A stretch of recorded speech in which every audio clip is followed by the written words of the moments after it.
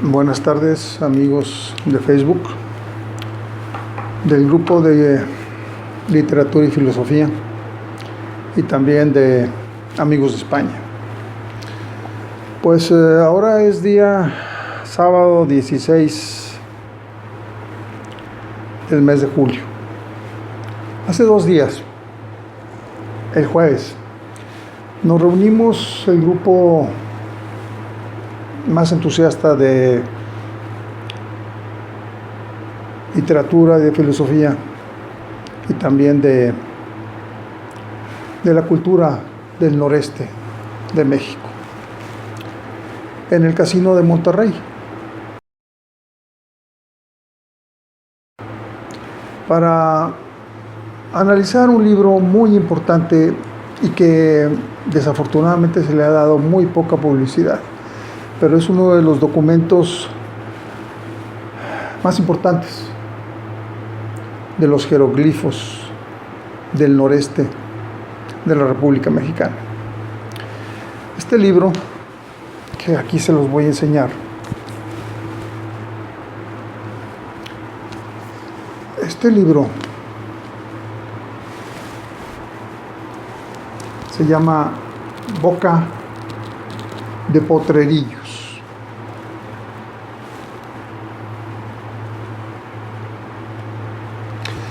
Es un documento, no es de divulgación, es un documento técnico bastante sofisticado. Lo editaron hace ya muchos años y esta es la última edición que ha habido en el año de 1998.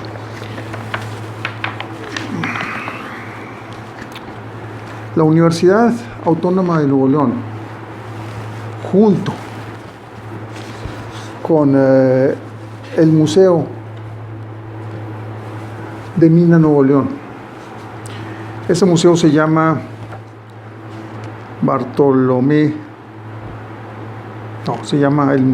ese museo de Bernabé de las Casas. Ese museo lo dirige la señora Ernestina Lozano, a quien invitamos a esta reunión. Aquí van a apreciar una visión de esta reunión que tuvimos el jueves pasado, día 14 de julio. Este libro es muy extenso y es un libro que, para los interesados en la cultura del noreste de México, pues es apasionante. Sin embargo, para quienes son legos o que no tienen una documentación avanzada sobre este tema, les parecerá aburrido. Sin embargo, yo lo voy a presentar de una manera amena. Este libro, voy a leer un poquito del prólogo. Ernestina Lozano, que es amiga mía, ha manejado el Museo de Mina desde hace 40 años y le ha dedicado pasión, entusiasmo, energía para recuperar la cultura de las tribus nómadas que existían en el norte de esta parte de México. Ahorita vamos a ver un mapa de la parte norte de México, donde se ve en el estado de Nuevo León, Coahuila, Tamaulipas y Texas, y serpenteando por el medio se ve el río Bravo. Esto está muy cerca, esta zona que se llama Boca de Potrerillos, está muy cerca del río Bravo, pero corresponde a Nuevo León. Y pues como no hay tanto dinero en este país, pues había dejado abandonado este estudio. En conmemoración del 65 aniversario de la Universidad Autónoma de Nuevo León, se editó este libro y la licenciada Ernestina Lozano pues le metió toda la energía, toda la fuerza y años de estudio. Este documento está compuesto por 4 partes. Yo nada más voy a analizar una de ellas. Las otras 3 pues las dejamos para otra ocasión. Voy a leer un poquito de esta historia de los jeroglifos que están tallados en piedra. No son pinturas rupestres porque estamos viendo lo que tallaron las tribus que existían en esta región antes de la llegada de los españoles. Los españoles aquí llegaron en principios del siglo XVII, a finales del siglo XVI. Pues en un ensayo que ya presenté sobre Álvar Núñez Cabeza de Vaca, les comenté los nombres de las tribus que existían por esta región. Eran tribus nómadas. Tenían escritura, pero no era escritura alfabética, no era. Eran grabados rupestres básicamente con un poquito de numeraciones. Tienen tallados algunos ábacos que no funcionaban igual que los ábacos que nosotros conocemos, que vienen de Oriente. No, ni tampoco no hay alfabetos. Son pinturas, son grabaciones rupestres. Originalmente estaban pintadas, pero pues estamos viendo que esto es la historia de las grabaciones desde el año 5000 antes de nuestra era hasta el año 1000 después de nuestra era. Básicamente con la llegada de los españoles se acaba esto.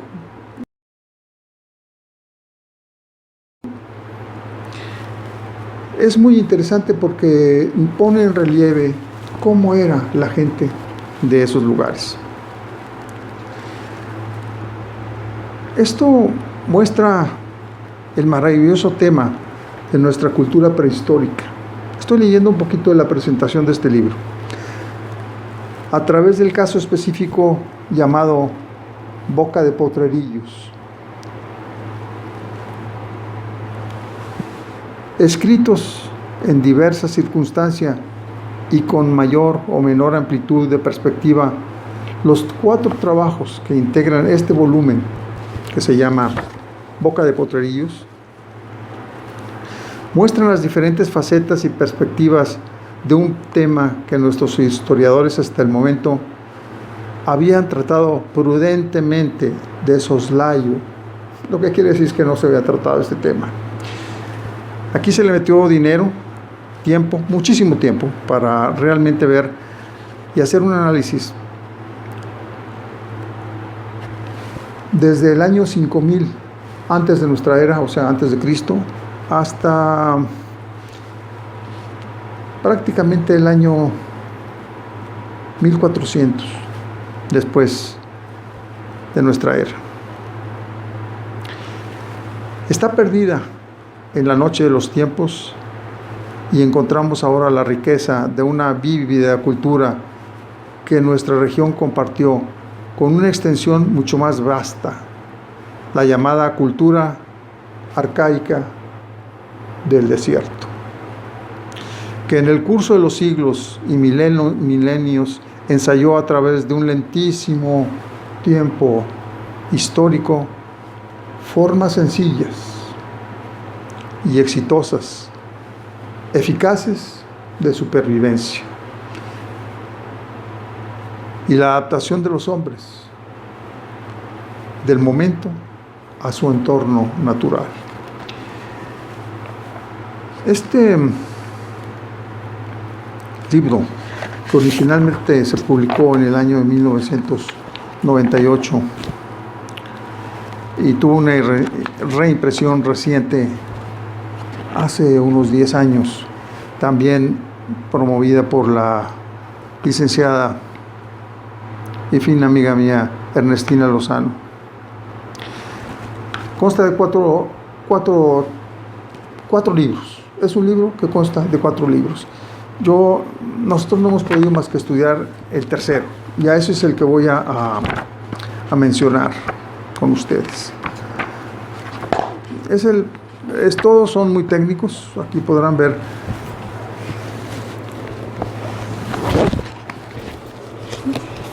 las historias de todos y cada uno de los petroglifos. Se publican en este libro cerca de 4000 petroglifos. ¿Cómo se hicieron los petroglifos? Bueno, se visitó la zona.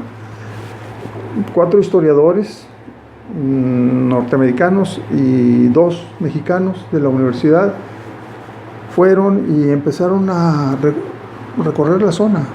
Fue trabajo de mucho tiempo. Y pusieron sobre las rocas, tomaron fotografías.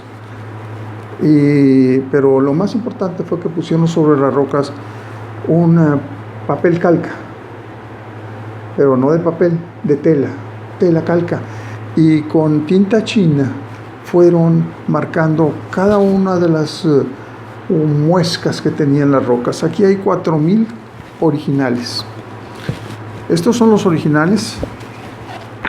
Déjenme mostrarles algunos, no voy a poder mostrarles los 4000 desde luego. Pero miren, aquí están reducidos en tamaño.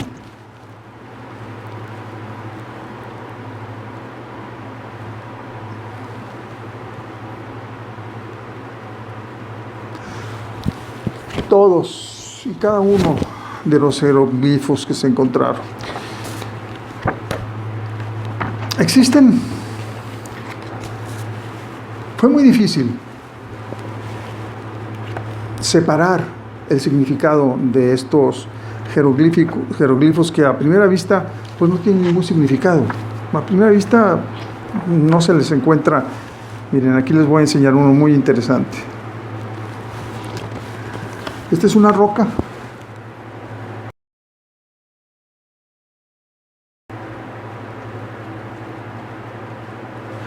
con unas marcas, pero dependiendo de la forma de las figuras y de la profundidad de las marcas, se separaron todos estos jeroglifos, todas estas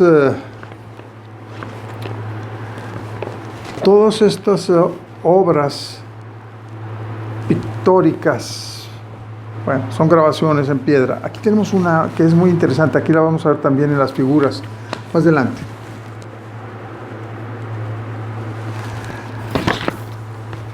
Se quedan separadas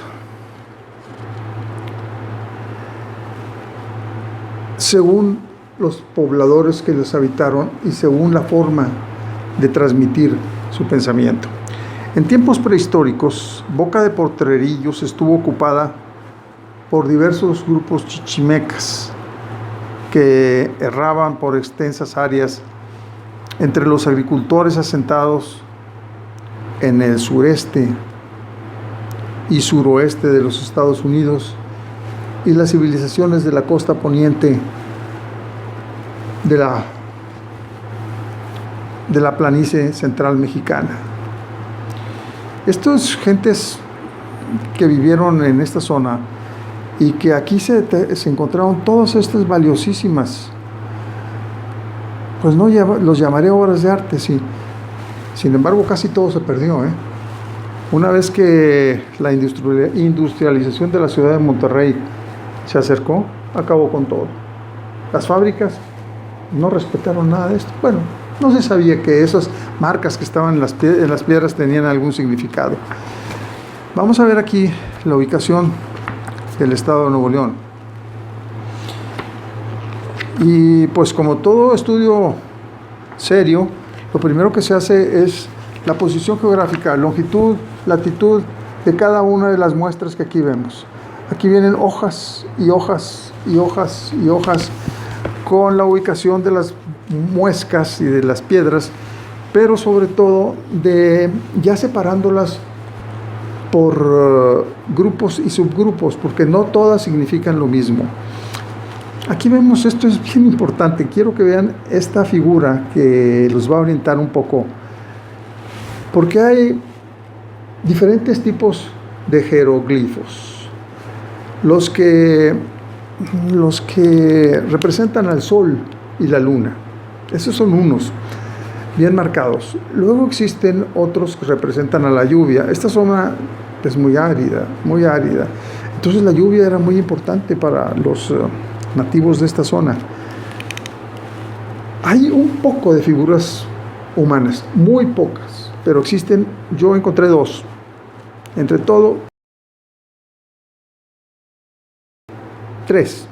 Aquí les voy a enseñar una donde existe una figura humana que parece que va subiendo con unas bastones una montaña. Ahorita se las enseño. Tenemos entonces el sol, la luna. Tenemos también las estrellas. Tenemos algunas figuras como comestibles o montañas. Aquí vamos a ver esta, ojalá se alcance a ver bien, es muy importante porque se ve una de las figuras humanas más claramente representativas.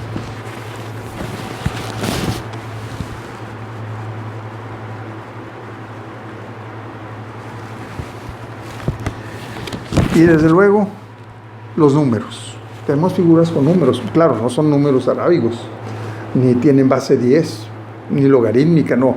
Son cuentas que se ponen en diferentes franjas. Aquí tenemos el diseño compuesto de las cuentas, o sea, ellos contaban pues cuánto ganado tenían o cuántos días faltaban para que vinieran las tunas. Las tunas pues venían en una temporada y se acababan en otra. Había que contar los días, porque si no contaban los días, se morían.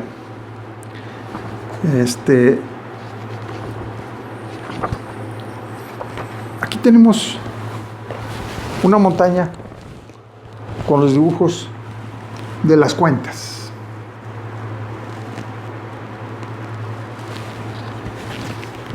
A veces se extraña uno por qué de un lado de la montaña había más dibujos y del otro había menos, siendo que era el mismo tipo de roca, era un cañón por el calor. A los nativos no les gustaba trabajar con el sol en contra, en la tarde especialmente. Entonces, hacia el lado oriente era más fácil que el mismo risco les tapara el sol, y ahí se ponían a trabajar para hacer sus grabaciones rupestres. Y aquí vemos en este caso que les acabo de mostrar un caso del lado oriente. Del lado poniente era muy difícil, pasando el mediodía era prácticamente imposible trabajar. A ver, entonces tenemos con que queremos encontrar una interpretación. Miren, acabamos de ver una figura de los números, es la 2A 3BO. Son 4,000 dibujos que están aquí. Esta ya no es la fotografía, es el dibujo de esta numeral. Nosotros estuvimos tratando de determinar qué era, y la realidad es que son cuatro líneas con puros puntos, y yo no estoy seguro si de una línea a otra se ampliaban los numerales. Por ejemplo, en el sistema decimal, pues pasando de una línea a la otra del abaco, pues son 10 veces más, y la otra 100. Aquí no, porque no es una numeración en base al número 10. No sabemos qué numeración era, y la realidad es que todo esto tiene muy poca investigación ya de interpretación. Es muy importante que si hay alguien que quiera meterle cabeza como Champollion le metió para descubrir las figuras egipcias con los corchetes, si ustedes se acordarán, para tratar de encontrar cuál era la escritura. Aquí no la hemos encontrado, pero ya tenemos toda la información plasmada. Nosotros estuvimos viendo esto con mucho entusiasmo. Ernestina Lozano nos acompañó y pues nos dio nuevamente a cada uno de nosotros un documento de este estudio cuádruple. Yo estoy analizando nada más uno de los temas, son otros 3 temas que pues dejamos para el futuro. Pero ¿por qué digo a crecer un poco y a desaparecer esta cultura rupestre de jeroglifos, y de la noche a la mañana desapareció? Pues la cultura española llegó, y a pesar de que, como platicamos, Álvaro Núñez Cabeza de Vaca y otras personas pues trataron de integrarse un poco a la cultura de los nativos, no fue posible. Había varias facetas que impedían que hubiera una amalgama entre esa cultura, que era mucho más primitiva que la que trajeron los españoles. Los españoles trajeron una religión. Este grupo de gentes tenía otra religión, pero era animística. Ellos consideraban que los ríos tenían alma, que los animales tenían alma, así como los hombres. Y ellos, cuando mataban a un ciervo o a un antílope, o mataban un animal grande, pues le pedían perdón y le rezaban. ¿Por qué?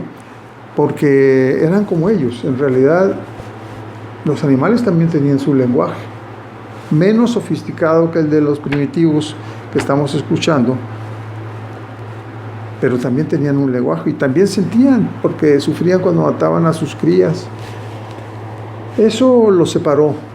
Entonces los españoles que llegaron aquí llegaron con un criterio de colonización y de conquista. Pero uno de los principales problemas fue la religión. La religión católica era... Los españoles que llegaron aquí,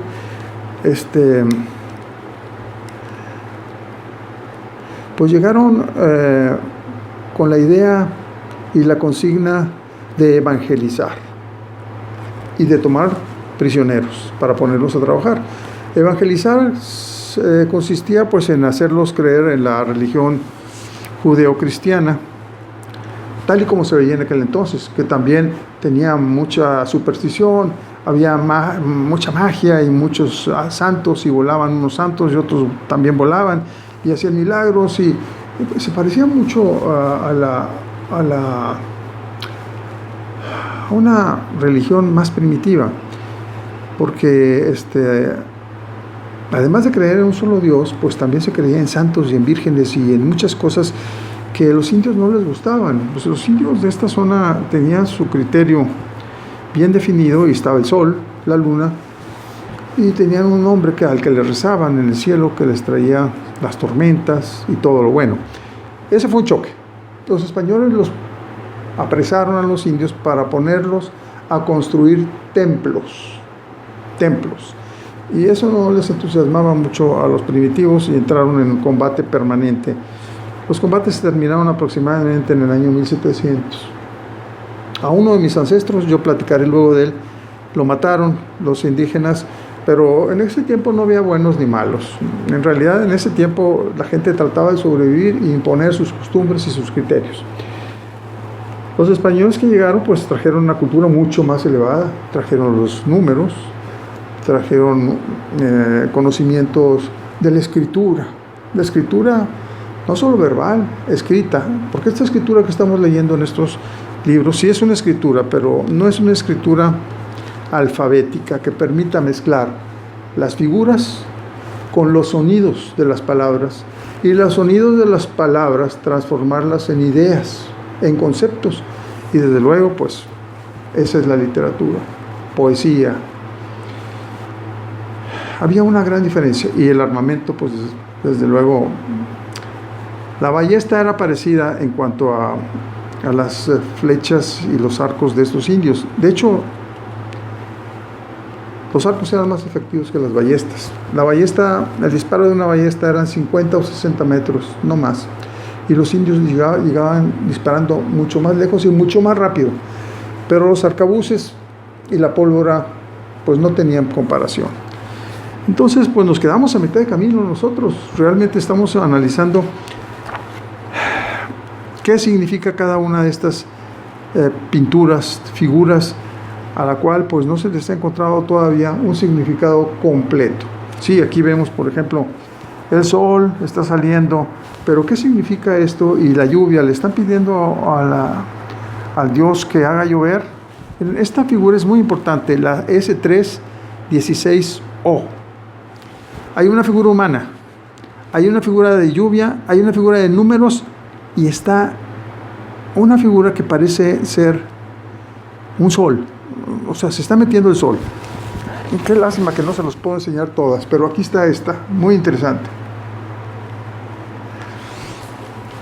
Bueno, a lo que quiero cerrar, aquí cierro esta plática que tuvimos en el Casino Monterrey, nuestros amigos de España, nuestros amigos del Club de Literatura y Filosofía, para analizar. Este documento es un documento, es como un trabajo topográfico que todavía no está interpretado. Se hizo el trabajo de campo, se hicieron las separaciones. Miren, aquí están el sol, unos ríos y unas figuras que no acabamos de determinar qué es lo que están indicando las figuras, que tienen un significado, porque aquí hay unos caminos y aquí hay algo que parece pues unos cultivos. Esto es impresionante.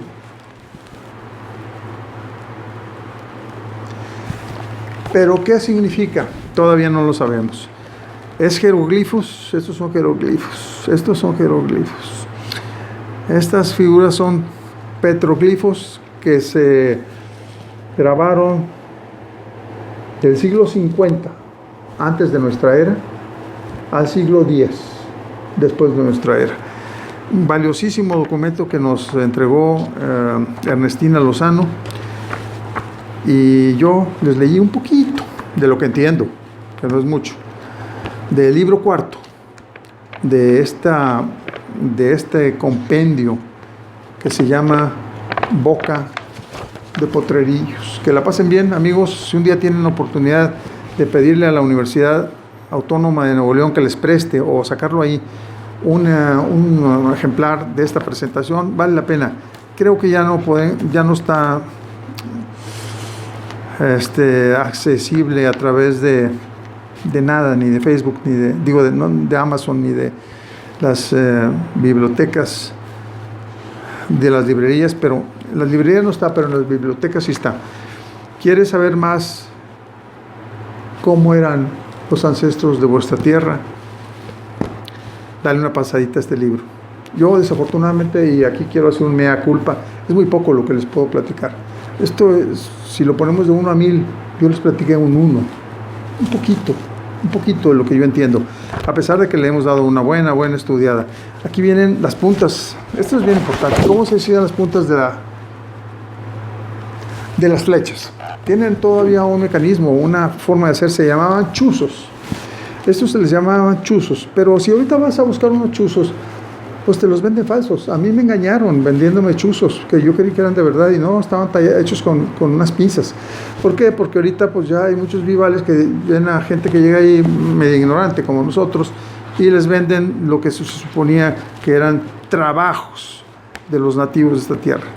Muchas gracias a Ernestina Lozano por habernos proporcionado 6 copias de este valiosísimo libro y la oportunidad de platicar sobre este tema, que desde luego es solamente la premisa. Seguiremos platicando de ello. Pásenla muy bien, amigos de España, amigos del Club de Literatura y Filosofía, y pues nos quedamos con un compromiso, seguir platicando sobre ello. Pásenla bien.